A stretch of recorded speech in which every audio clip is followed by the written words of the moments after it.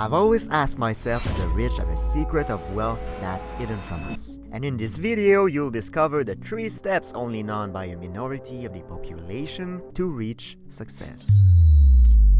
The truth is that the majority of the most wealthy becomes it by their actions, by their habits, and even before we understand it, they have taken an uncatchable lead, and we still look at them with our big bulging eyes. However, all that led me to find a solution, a plan toward accomplishment. I've then begun to read, and to read again. Chives, there are many books about personal development, and when I tried to vacuum up the value in atomic habits, a mysterious parchment fell off the book, and I wasn't expecting this. Was a map which will make us travel around the world to guide us step by step to prosperity. So we'll pass by the desert to the sea and we'll answer the ultimate question: how to put in place the winning habits, and this in a sustainable way. Stay until the end because each step reinforces the previous one, unless you are too lazy to put them in place, and if it is the case, I don't want you to lose your time. We are finally arrived in the desert with its dune and fine sand. Now remains to be found a parchment in this infinite expanse.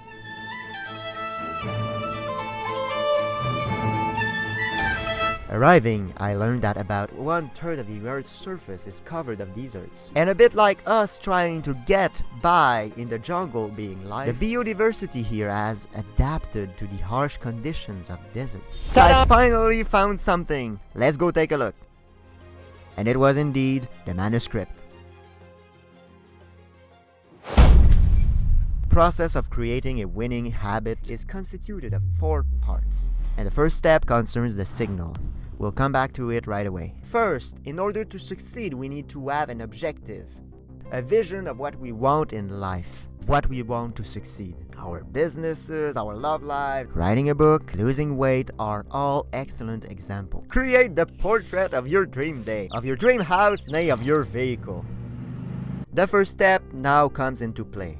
Once you have your mission and you can almost touch it with your fingers, we need to grab the way to reach it.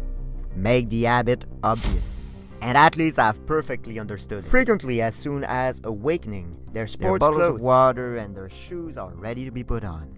Because generally, it's not the want that guides us toward action, but rather more the signal. Doing a 20-minute jogging isn't necessarily the most pleasant thing when we never did throughout our life. Another example, lots of people make as their New Year's resolution to drink more water. A glass at lunchtime, a glass here, a glass over here, a glass over there. Even if they don't even begin by the beginning. Make the habit obvious. Make the habit the only possible way. Imagine now that you place bottles everywhere at home. One in your office, one in the kitchen, one in the living room, one in the bedroom. Well, there, you're in business. You'll probably drink more water. Creating visible and blatant signals increases the odds to adopt the habit. And now we can apply this strategy to all essential wants of our lives. You want to work out each morning? Create signals. You want to fulfill 2 hours of deep work each morning? Create signals. It's that simple.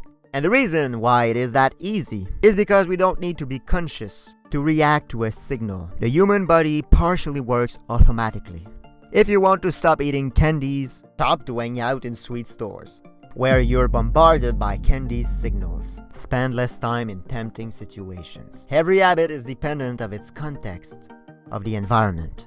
I'm not Superman, and you're probably not a Superman or a Superwoman. Stable and previsible behaviors come into a stable and previsible environment. Otherwise, you can restrict one place to one use. Your bed for sleeping, your office for working. One place, one use. Your body will then cease to try to find a loophole to the unavoidable. Thus, yes, for many habits, you can choose or remove physical stimulus, but there exists a variety of others. The 2 most common types in the heart of structuring ourselves are the time and the place. When and where carry out an action. Answering the simple question allows you to simplify and to clarify your success, which stems by everyday gestures. I'll do such behavior in such time, in such place. And even more powerful, after such habit, new habit. For example, for my part, after waking up, I practice 3 times my Tai Chi routine in the sun. That's what we call habit stacking. When we link a habit to a behavior that's being repeated each day. We come back to the initial idea. We transform a precise goal in a clear, precise behavior. But you, what do you want? You are your own lamb Jenny. We are now in the middle of the jungle to find the second step of success achievement. Apart from the fact that we'll literally be eaten by mosquitoes, we need to find a paper in the forest. Papier! Papier! Papier! Bingo! We got it! The second step of the winning habit creation process deals with desire. You have to make the habit irresistible. A little like the temptation to put a like under the video. To increase chances that a contact arises, we need to make it mouth-watering. Because those that really get to success fall in love with the process, fall in love with their habits. Even though they mostly like the result too. Don't attach yourself to the result, because the award is frequently deferred. We don't immediately enjoy it. Basically, your habits encourage themselves to be repeated. Move into action produces dopamine, pleasure hormone of happiness. Wants are feedback loops based on dopamine. It's so easy to repeat an attractive behavior. Smoking a cigarette, play video games, eating fast food, all actions associated to higher levels of dopamine. Power is knowing how to manage this dopamine.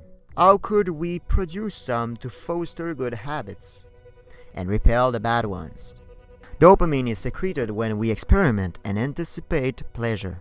And what we need to remember here is that it's the anticipation of the reward, not the accomplishment, which guides us to take action. I'm convinced that you've already been hopping up and down with impatience at the arrival of Christmas, the advent of the visit, the upcoming gifts, and when the day has arrived, it seems as if the feeling, before strong, is less vibrant. And I have 3 solutions to generate enjoyment with habits. Sometimes seriously barbon, as would mention our French friends. First and foremost, we can gather the temptations, or tie an action that you want to do with another that you need to do. That's what we call the Premack principle. The most likely behaviors encourage the actions that we would be less likely to occur naturally. You want to get back into shape? You can bound a pleasant activity, as watching music or a Netflix series, to the exercise. It works. The proof being the gyms installing televisions everywhere, even on the treadmills. By connecting the 2 activities, we increase the pleasurable intensity. And what's magic is that your brain learns it. It now associates exercise to happiness. And one day, it is likely that you may say ciao to the amusing activity and that you still feel happy. Besides tricking our brain, we also can directly change our mentality. Move from suffering to accepting. We have the opportunity to do something that many are incapable of. This requires reflection. We redefine these habits. We underline the advantages, the benefits instead of the inconvenience, the disadvantages. Let's call this some realist positivism. Hooray! Secondly, humans have a herd instinct. We live in groups, and our behaviors are or reinforced or punished by the community. It is way simpler for Solomon to go with the flow than against the flow. Once considered as normal in a given culture, are naturally considered among the most enticing behaviors. Precisely, a British study indicated that 1/5, 20% of the individuals aged of 55 years old or more would feel peer pressure for drinking more alcohol than they would if there wouldn't be any pressure at all. We feel included in the community. We have the support, the respect, and often even the admiration of others. All that makes the behavior way more attractive. However, don't be a sheep. Surround yourself of those that go in the same good direction, your direction. So if you want to become an entrepreneur, surround yourself of entrepreneurs who cherish and maintain the good habits that you consider as productive. Thirdly, the most sustainable and powerful way. All behavior also has underlying motive that's more profound, and understanding it will allow you to complete a task seemingly boring with enthusiasm. There are 2 different aspects to this mobile. We're going to see the second toward the end of the video, but the first is related to the possible reasons in the kernel of human beings. Feeding, reproducing, interacting with others, reach a status or prestige, reduce uncertainty, are all intrinsic motives of humans present at distinct levels depending on the individual. Our habits are modern solutions to ancient desires and vices. And the first thing I'm thinking about now is Tinder, the perfect example. The consumer industry has perfectly understood it. It fills us with sugar, fat, and sodium. Must say we're built with a strong survival instinct, and chips are our little weakness. But be careful. Will you let you guide solely by these desires and vices? These are like hungry beasts. The more you feed them, the more they request you to satiate their envies, always greater. It's among the scrub that can be found our next step toward prosperity. My God, I have the impression to be surrounded by creatures. Listen. Bon, je l'ai finalement. One of the most important problems of those that desperately want to attain success, they're so focused at identifying the best, the top approach of accomplishment that they never move into action. It's the difference between being in movement by learning and planification and taking action, or the production of a real result. There's always a risk of failure when we move really into action, that we progress. And the art of the problem, there it is. Preparation sometimes becomes a procrastination form, commonly called Analysis paralysis. And that it isn't a little creature that we don't know what it eats during winter. You know, it's those stuck in the theory who plan again, and plan again, without jumping to action. The habit-forming process is formed of 4 parts, and now the third concerns the answer. The want as it is. There is one of the key lessons of the manuscript. We need to be concentrated on the process, not on the results. Make the habit easy. As would say your trainer, you simply need to do the reps. Take action. For a habit to become simple, becomes a routine, we must repeat a behavior. It will then become progressively more automatic. For fun, take a look at my old videos and compare them to the new ones. How to invest in the stock market. How to become an investor. I always offer my 100%, but with quantity comes a better quality. 8 hours of video editing today equals maybe 40 a year ago. And now I'm conservative. The more we repeat an activity, the most our brain structure evolves to become more effective at it. We become accustomed, we change, we become better. It's fantastic. A little like a pianist. From a X number of repetitions, the behavior becomes automatic, integrated, almost mechanical. It reminds me when I was performing in a concert. Most moves were registered, engraved in my brain.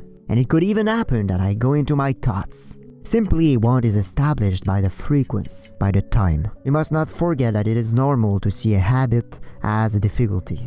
A habit is only an obstacle, a mean of reaching a ultimate goal. Silence the little voice inside, doubts whispering that you're maybe not passionate enough. It's false most of the time. Many do not meditate to meditate. They meditate to feel relaxed. And we must be honest. Our real intrinsic motivation is a quick gain with the least effort. We are lazy by nature, so how to manage it? So you have to make your habits that pay off in the long term as simple as possible. And for that I have 2 tips. 1, as mentioned earlier, we can play on environment conception. By optimizing our environment, we make the task easier. We can include a habit in our routine, as going to the gym on the way to work.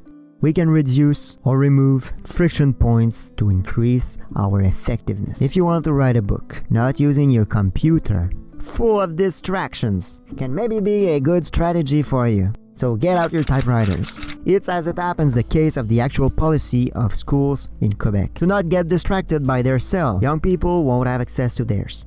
It's according to the author of Atomic Habits, addition by subtraction. By reducing distractions, we increase productivity. 2, to simplify. What's better than going to the extreme? The 2-minute rule is an excellent approach. According to this theory, we need to simplify as much as possible for the habit to take less than 2 minutes to be completed When we begin, the bottom behind all this, when we initiate a new behavior.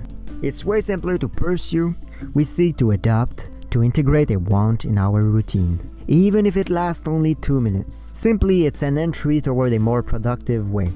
Less losses of time which repel our objectives later. At first, quantity prevails over quality. We thereby need to establish the habit before improving it, perfecting it. In brief, maximize the odds of accomplishing the good habits and banish the bad ones from your life. 71% of the Earth's surface is covered by oceans. And for sure, it was required for the last step to be underwater. ciboulette.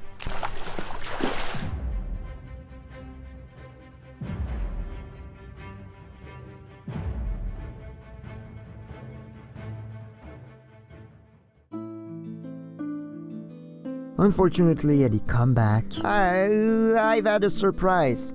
Fortunately, I had the time to see all details. Phew! The last and fourth part of the winning habit creation process impacts the reward. Yeah! Make the habits satisfying.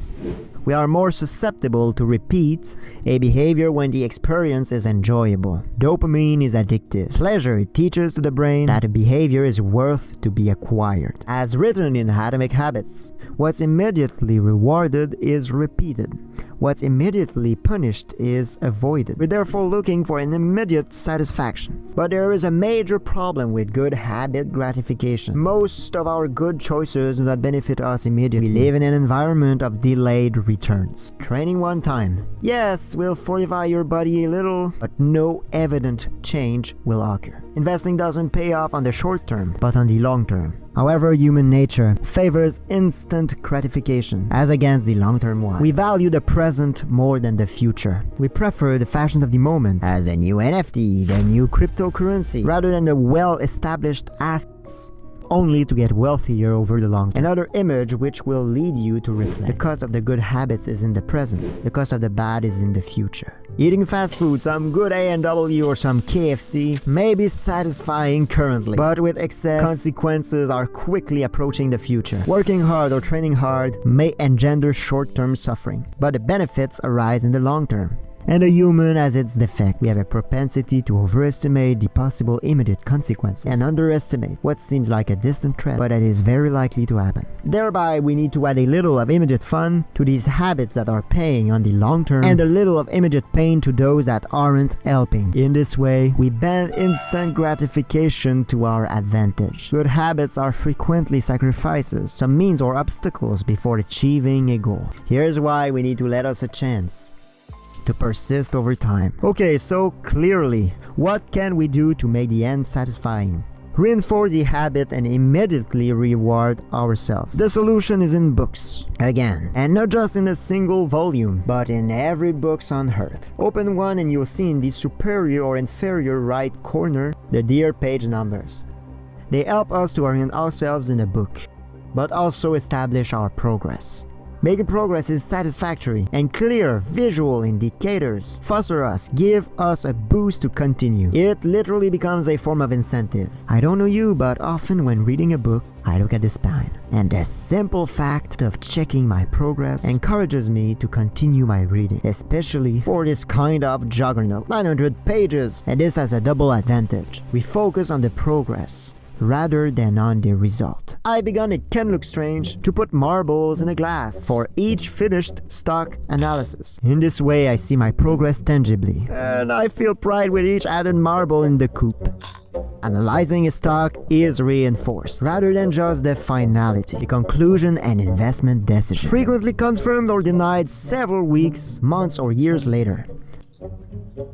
It's crystal clear, and I've never analyzed that much stocks. Before everything, you should know that we are all born with different skills, and we need to adapt ourselves to those. Choosing the right competitive environment. We all have natural inclinations and abilities, and depending on each, some habits are easier to practice and more satisfactory to maintain for some. For many, doing video editing is a real ordeal, but if for you it isn't as bad, well, you have here a certain propensity in this field, because the truth is that you can do almost everything, and no one will stop you. On the other hand, the achievement level of effort to reach a high level of competency, the expertise, is not always the same for each one. In other words, to become the best in your field, you must be made to. Compare a marathon runner or a cyclist to a defense football player. You'll swiftly see a certain physical difference. And here I don't mean that certain ways are completely barred for us. I might become a football player, me. Our genes do not define our destiny, but our edges. By understanding ourselves, our personality and abilities, some possible paths become clearer, lit by a spotlight. Here are 4 questions to ask yourself to find your way. Firstly, what is pleasant for me, but which is considered as a job for others? Analyze businesses, achieving video editing, train physically, are perfect examples of it. Some have a better ability to cope with the pain of a given task, while others complain about it all the time, as if they were being tortured. Yes, it comes down to character and state of mind, but the bottom stays the same. Secondly, what makes me lose track of time? When we lose track of the minutes that pass, we enter what we could be calling as flow state. We are absorbed in our task. Our focus is solely directed toward the habit. We are happy and our performance is rising to the clouds. There is a wonderful indicator that you go in the good direction. Thirdly, what do we do better than the majority of people? What's more satisfying than feeling good at what you do? This encourages us to continue, and it gives us a deep feeling of well-being and of happiness. Fourthly, what comes naturally to me? Several doctors claim that medicine is a vocation. We can also find ours. Frequently our vocation, it's what makes us feel alive ourselves. Listen to yourselves. It's the key to create a game in your favor. Cheat to it. Pay the referee and reach new heights. Because when we combine our talents and knowledge, we dramatically reduce the level of competition. We are in our element, in which we play to our strengths and avoid our weaknesses. But be careful. The human brain loves challenges, but only in an optimal difficulty zone. Not too hard, not too easy. A step at a time, a difficulty at a time, a challenge at a time. However, there is a problem that affects almost everyone. Boredom, our greatest enemy. That's why we need to surpass it. Persevere to still accomplish the same routine tasks that guide us to our objective. Everyone sometimes feels a loss of motivation or of focus. But those who succeed overcome it as a simple obstacle in the race. Do like the professionals. Stick to your schedule. Don't let life get in your way. You just have to fall in love with boredom, with the routine. And even there is one formula with a double advantage. Habit plus deliberate practice is equal to mastery. And you give yourself a challenge, and you come closer to mastering your field. My father once told me, Jeremy, no matter the field you'll choose, become the better in it. Each daily action strengthens your identity. If you work out regularly, you see yourself like an athletic individual. If you help the others, you see yourself as a philanthropist, a generous individual. Your actions reveal your priority. So choose wisely and rush at it. Having ambition is a double-edged sword, and I rapidly understood it. Desire makes us unsatisfied. We want more. But also it gives us the ambition to move forward. Happiness is of being satisfied with your current state. It is our expectations that determine our satisfaction. It's the difference between our desires and our rewards, which determines our level of happiness, satisfied. Finally, don't become a robot of habits, which repeats mechanically every day meaningless behaviors. Become what you want to become, a person who does not miss his commitments, especially those with yourself.